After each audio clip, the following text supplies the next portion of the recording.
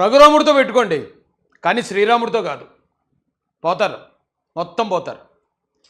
ఇది దీనికన్నా ముందు పెడదాం అనుకున్న థంబ్నెయిల్ అండి. రఘురామరాజు గారితో కొన్ని రోజుల నుంచి అక్కడ ఉన్న దళితులకో లేకపోతే అక్కడ ఉన్న దళిత క్రైస్తవులకు కొంచెం వాదన జరుగుతుంది. అది ఇప్పటి వరకు కేవలం ఆ నియోజకవర్గానికే పరిమితం అయింది. ఇతర ప్రాంతాల్లో ఉన్నవాళ్ళు కానీ లేకపోతే పార్టీలో ఉన్న మరో నాయకులు కానీ ఎవరు ఇప్పటి వరకు దాని గురించి పట్టించుకోలే, ఏదో జరుగుతుందిలే అని. కానీ మొట్టమొదటిసారి ఈ రోజున రాష్ట్రం అంతా కూడా ఏంటి దారుణం అని చెప్పి బాధపడే పరిస్థితి తీసుకొచ్చారు. ఆకివీళ్ళలో జగన్ గారి ప్రోద్బలంతో చెలరేగిపోతున్న కొద్దిమంది దళితులు అందామా, దళిత క్రైస్తవులు అందామా, లేకపోతే దళిత ముసుగులో ఉన్న నాయకులు అందామా, వాట్ ఎవర్ ఇట్ ఈస్. అయితే చాలా ప్రమాదం అంచుల్లో ఉన్నారు. నేను మళ్ళీ చెప్తున్నాను, చాలా ప్రమాదపు అంచుల్లో జగన్ కోసం పనిచేసే దళితులు ఉన్నారు. చాలా ప్రమాదం అంటే ఏదైనా జరగవచ్చు ఈ రోజున. ఎందుకంటే రాష్ట్ర వ్యాప్తంగా ఉన్న ప్రతి ఒక్కరికి బాధ కలిగించింది అక్కడ జరిగిన సంఘటన. పూర్వపరంలోకి వెళ్ళే ముందు ఒక చిన్న ఎగ్జాంపుల్ చెప్తాను నేను.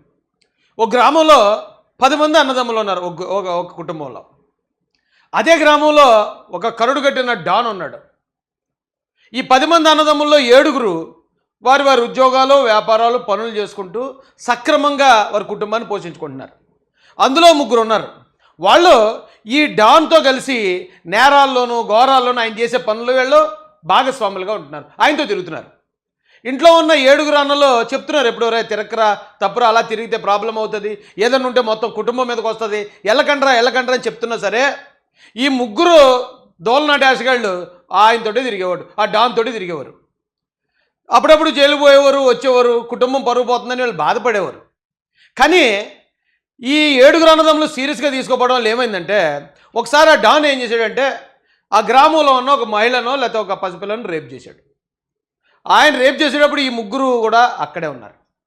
దాంతో తిక్కరేగిపోయిన గ్రామస్తులంతా ఆ పనిచేసిన ఆ డాన్ని, అతనికి సహకరించిన ఈ ముగ్గురితో కలిపి మొత్తం ఈ కుటుంబాన్ని, మొత్తం ఇల్లు అంతనే తగలబెట్టారు, కుటుంబాన్ని మొత్తం తగలబెట్టారట. మొత్తం పోయారు. తప్పు చేసినోడు పోయాడు, తప్పు చేయనోడు పోయాడు, నిజాయితీ పరుడు పోయాడు, మంచోడు పోయాడు, అందరూ పోయారు.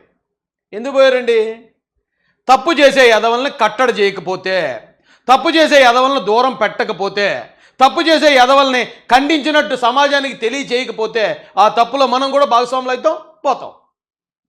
ఈ రోజున అదే కథని జస్ట్ కొంచెం మార్చి చెప్తాను. ఆ 7గురు అన్నలు ఉన్నారు, అందరూ మంచోళ్ళు. ఈ 3 యదవలు ఉన్నారు. వీళ్ళు 3 చేసిన తప్పుకి 3ని ఇంట్లోంచి వెళ్ళగొట్టారు. ఇంట్లోంచి వెళ్ళగొడితే ఆ డాన్ దగ్గరికి వెళ్ళారు, వాళ్ళు ఏదో ఏదో పని చేశారు. మొత్తం ఆ డాన్తో పాటు వాళ్ళు 3నే చంపుదిలేశారు. జనం వీళ్ళంతా సేఫ్గా ఉన్నారు. వీళ్ళందరినీ జనం పొగిడారు, తప్పు చేసినందుకు సొంత తమ్ముళ్ళని కూడా గెంటేశారా, శబాసిరా, మంచి ఫ్యామిలీ రాని. ఇప్పుడు చెప్పిన ఈ రెండో రకంగా మనం ఉందామా, దళితులకి క్రైస్తవులకి చెప్తున్నాను. లేదా ఎవడో తప్పు చేస్తూ ఉంటాడు, ఆడు మనోడే అని, లేకపోతే ఆ దురతో ఆడి గురించి మనం పట్టించుకోకుండా ఉంటే ఇవాళ మొత్తం పోయే పరిస్థితి వస్తుంది. ఎగ్జాంపుల్ చెప్తున్నాను, మీకు ఒక ఎగ్జాంపుల్ చూపిస్తాను రండి. ఇది ఎవరో పెట్టిన పోస్ట్. ఇది డిప్యూటీ స్పీకర్పై దాడా, మన హిందువులకు, హిందూ దేవాలయాలకు రక్షణ కరువైంది. రాష్ట్రంలో చెలరేగిపోతున్న దళిత మాల క్రైస్తవ గోండాలు. ఆ గ్రామంలోనే కాదు, ప్రతి దళిత మాల క్రైస్తవ గ్రామంలోనూ రామాలయం నిర్మించాలి. ఏమండి, దళిత మాల క్రైస్తవ ఎందుకు వచ్చింది? క్రైస్తవులు చాలామంది ఉన్నారు, చాలా కులాల్లో ఉన్నారు కదా. ఈవెన్ మాదిగుల్లో కూడా క్రైస్తవులు ఉన్నారు కదా. వాళ్ళెవ్వరికీ లేకుండా ఒక్క దళిత మాల అనేది ఎందుకు ఎస్టాబ్లిష్ అవుతుంది? ఈరోజు మొత్తం సమాజం అంతా అదే మాట్లాడుకుంటుంది. కారణం ఏంటి? కారణం ఏంటంటే జగన్ అంటే కొంతమందికి దోలుంది, కాదంటలే. మీకు కాలుతో ఓటేసుకోండి, జై జగన్ అని అరుచుకోండి, ఏదైనా చేయండి. అదే అందరూ అన్ని కులాల వాళ్ళు ఏం చేస్తారు? జగన్ వెనకాల రెడ్లు లేరా? జగన్ వెనకాల కాపులు లేరా? జగన్ వెనకాల బీసీలు లేరా? బ్రాహ్మణులు లేరా? ఎవరు లేరు. కానీ రప్ప అంటూ రోడ్లను పడి తిరిగి అరెస్ట్ అయ్యేవాళ్ళు ఎవరు? దళిత మాల కులస్తులు.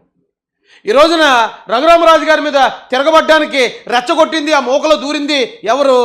జగన్మోహన్ రెడ్డి ప్రోద్బలంతో ఖచ్చితంగా వీళ్ళే ఉంటారు. ఇక్కడ ఏదో కొందలాపల్లి అంటే కాపుల మీద గొడవ చేయడానికి ఈ దళిత మాలల్ని ఉపయోగిస్తున్నాడు జగన్. ఈ పిఠాపురంలో ఏదైనా గొడవ జరిగితే దళిత మాలలు వెళ్తూ ఉంటారు అక్కడ జగన్ తరపున. ఇప్పుడు ఈ రోజున అక్కడ రఘురామరాజు గారి మీద ఇది చేయాలంటే దళిత మాలల్ని ఉపయోగిస్తున్నాడు జగన్. పోయేదెవడు? ఈ రోజున సమాజం అంతా ఎవరిని అంటుంది? మొన్న సుప్రీంకోర్టు తీర్పు వచ్చిన వెంటనే ఎవరి మీద పడ్డారు జనం అందరూ? ఎవరిని చీ అంటున్నారు? ఎందుకు చీ అంటున్నారంటే ఇందులో కూడా 3 ఉన్నారు, 10 మంది ఉన్నారు, లేదా జగన్కు అనుకూలంగా ఉండేవాళ్ళు ఉన్నారు. వాళ్ళు చేసే అదో పనులు మొత్తం కులమే పడిపోతుంది. వాళ్ళని గనక జాతి నుంచి వెళ్ళేయకపోతే, వాళ్ళని గనక దూరం పెట్టకపోతే జాతి అంతమైపోద్ది, సమాజం మొత్తం ఏకమైపోద్ది, ఈ జాతిని మొత్తం అంతం చేస్తారు. జగన్ మాత్రం బాగానే ఉంటాడు. ఏ రప్పరప్ప బ్యాచ్ల్లో జగన్ గారితో పాటు ఉన్న రెడ్లు ఎందుకు ఉండలేదు? లేకపోతే అక్కడ కులవివక్ష జరిగిందని ఒక కాపుల మీదకి వెళ్ళి మాట్లాడాల్సి వచ్చినప్పుడు జగన్ గారు రెడ్లు ఎందుకు ఉండట్లేదు? జగన్ గారి నాయకులు ఎందుకు ఉండట్లేదు? రఘురామరాజు గారి మీద ఆయన ఆపాలి, ఆయన దాడి చేయాలన్నప్పుడు జగన్ గారి రెడ్లో, జగన్ గారి నాయకులు, లేకపోతే వైసీపీ నాయకులు ఎందుకు కనపడతలేదు అక్కడ? మిమ్మల్ని ముందుకు దోతున్నారా తెంగరనాయాలన్నారా? మిమ్మల్ని ముందు పెట్టి పోతే మీరు పోతారు, వస్తే రఘురామరాజు వస్తాడు, పోతే మీరు పోతారు, వస్తే ఓట్లు వస్తాయి. పెచ్చనాయాళ్ళారా, ఇప్పటికి ఇంకా సిగ్గు తెచ్చుకోకపోతే. అయితే నేను నిన్న మాట మాట్లాడానండి మోడీ గారి గురించి. మోడీ గారు తలుచుకుంటే చేయగలడు, ఆయన అంత శక్తివంతుడు. హిందువులు వాళ్ళ జోలికి ఊరికే వెళ్ళకండి, వాళ్ళని రెచ్చగొట్టకండి అని మాట అంటే రాయేష్ వెళ్ళిపోయాడు. రాయేష్ భయపడిపోయాడు మోడీకి, హిందువులకి అన్నాడు. భయపడ్డం కాదు, గౌరవించమంటే భయపడ్డం ఏంటి? కానీ అదే వాళ్ళకి అదే వైసీపీలో ఉండి నన్ను విమర్శిస్తున్న వాళ్ళు చెప్తున్నాను, నేను భయపడలేదు, నేను గౌరవిస్తానన్నాను. కానీ జగన్కి మోడీ గారన్నా హిందువులన్నా తెలుసా? జగన్ ఎవరు? ఏ మతస్థుడు? హిందూ మతస్థుడు అయితే కాదు కదా. క్లియర్గా ఎక్కడి నుంచి ఆయన రాజారెడ్డి గారి దగ్గర నుంచి జార్జి రెడ్డి గారు, వైఎస్ రాజశేఖర రెడ్డి గారు, జగన్ రెడ్డి గారు, షర్మిలా రెడ్డి గారు, వీళ్ళందరూ క్రైస్తవులే కదా, వివేకానంద రెడ్డి గారితో సహా. మరి అందరూ క్రైస్తవులు అయినప్పుడు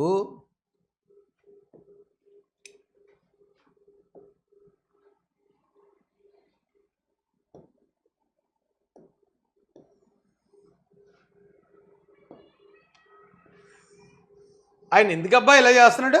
హర హర శంకర జయ జయ శంకర జయ జయ శంకర.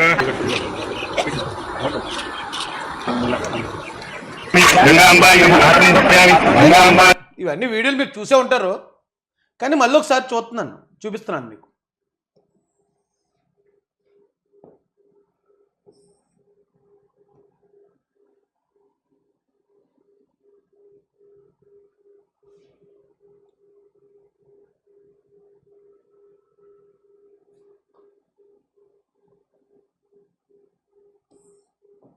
ఏమండి, ఇప్పుడు నేను 3 చూపించాను, హర్ష కుమార్, జాడ శ్రవణ్ కుమార్, పివి సునీల్ కుమార్. వీళ్ళ 3కి కూడా హర్ష కుమార్ గారు ఏదో మీటింగ్లో నేను క్రైస్తవుని కాదే, నేను హిందూని కంగారు పడిపోయాడు ఆయన. పివి సునీల్ కుమార్ గారు ఏదో ఒక టీసీ ఏదో వచ్చిందట, అందులో క్రిస్టియన్ అని వచ్చిందని. అస్సలు కాదు, నేను అది అసలు ఫేక్, అది అసలు నాకు సంబంధం లేదు. ఉనికిపోతున్నాడు. జాడగడ గురించి ఆ పక్కల అదో కుక్క, అది ఎప్పుడు ఉంటుందో ఎక్కడ ఉంటుందో దానికి తెలియదు.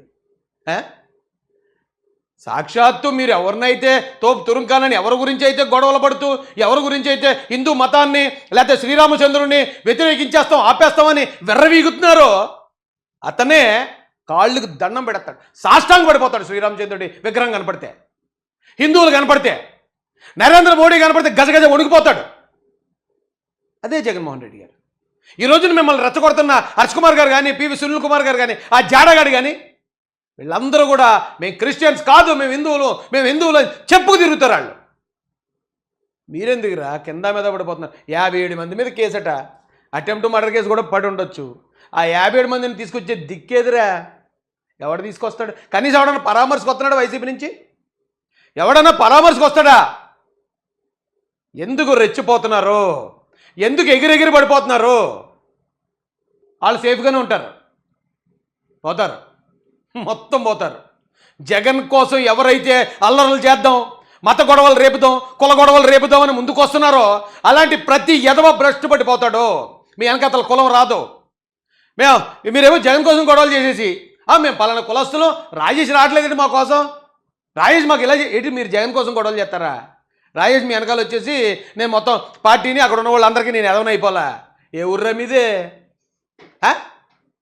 అసలు ఒక ట్రాప్ చెప్తానండి. జగన్మోహన్ రెడ్డి గారు చాలా తెలివైనడు. ఆయన ఎవరిని ఎక్కడ ఎలా ఇరికించాలో, ఎవరు ఏం మాట్లాడాలో, ఎవరు ఎప్పుడు గొడవకి వెళ్ళాలో అవతల శత్రువును కూడా డిసైడ్ చేయగలిగినంత తెలివితేటలు జగన్మోహన్ రెడ్డి గారి దగ్గర ఉన్నాయి. అది మంచిగా ఉపయోగిస్తే బాగుండు.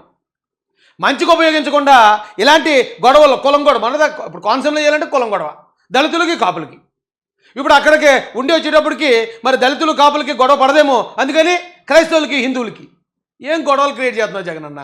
అబ్బా నీలాంటి ఈ రాష్ట్రానికి దొరకటం నిజంగా ఎప్పుడో పూర్వ జన్మల్లో కూడా ఈ రాష్ట్ర ప్రజలు చేసుకున్న దురదృష్టం అయి ఉంటుందయ్యా. మీకు స్ట్రాటజీ చూపిస్తాను రండి. సినిమా కూడా సరిపోదు. అరే బాబు, ఈ స్ట్రాటజీ చూస్తే జగన్ ట్రాప్ ఆకివీడు. ఇది సాక్షి పేపర్. ఇప్పుడు అక్కడ ఏం జరుగుతుంది జనరల్గా, అక్కడ ఏం మాట్లాడుకుంటున్నారు? రఘురామరాజు గారు వచ్చి దళిత కాలనీలో దళితులకు ఇష్టం లేకుండా రామాలయం గడెత్తున్నాడట, అందుకని మన దళితులందరూ కూడా ఆయన మీద పోరాడేస్తున్నారు, కాబట్టి మనం అందరం కూడా బొగ్గొట్లు చింపేసుకోవాలి, రఘురామరాజు గారిని ఇలాగా నీళ్ళు అలాగా నీళ్ళు అంటున్నారు కదా. అసలు ఆ గుడి కట్టడానికి, గుడి కట్టమని చెప్పింది ఎవరో తెలుసా? అక్కడ రే తింగర నా కొడకల్లారా, ఆకివీళ్ళలో అదే పెద్దపేటలో అక్కడ రామాలయాన్ని కట్టాలని చెప్పిందే జగన్ రా. జగన్ చెప్పాడు అక్కడ రామాలయం దుస్థితిలో ఉంది, అక్కడ రామాలయాన్ని ఎవడో పట్టించుకోవట్లేదు, అక్కడ రామాలయం కట్టాలని. ఇదిగో సాక్షి పేపర్. రామయ్య ఇటు చూడవయ్యా, భీమవరం ఉండి పశ్చిమ గోదావరి సాక్షి. ఏమండి, స్థానిక పెద్దపేటలో శిథిలమైపోయిన కోదండ రామాలయం, శ్రీరాముడికే నిలువు నీడ కరువు శిథిలావస్థలో రామాలయం, రఘుకుల తిలక రారా నిన్నెత్తి ముద్దులాడేదరనే పాట వింటూ ఈ రామాలయాన్ని చూస్తే ఎవరికైనా కన్నీరు కారకమానదు. అయోధ్య రామాలయం వెలిగిపోతుంటే శిథిలమైపోతున్న ఇటువంటి రామాలయాలు ప్రతి చోట ప్రత్యక్షం అవుతున్నాయి. సనాతన ధర్మాన్ని కాపాడుతున్నాం అన్నవారు ఇటువంటి ఆలయాలను పట్టించుకోకపోవడం బాధాకరమని పలువురు వ్యాఖ్యానిస్తున్నారు. అంటే పవన్ కళ్యాణ్ గారికి వేశారు.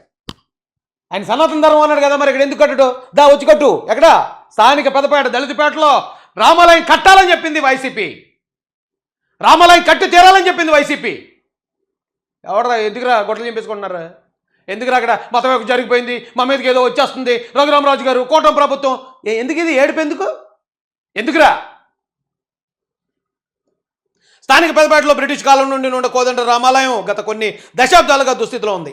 ఎక్కడున్న శ్రీరామచంద్రమూర్తికి, సీతమ్మవారికి, లక్ష్మణుడు నమ్మిన పట్టు అంజనులతో పాటు నందీశ్వరుడు అజ్ఞాతంలో కాదు వ్యర్థాల అగాధంలో కూరుకుపోయాడు. ఏమి ప్రాసరాశాడండి సాక్షి. ఏమండి,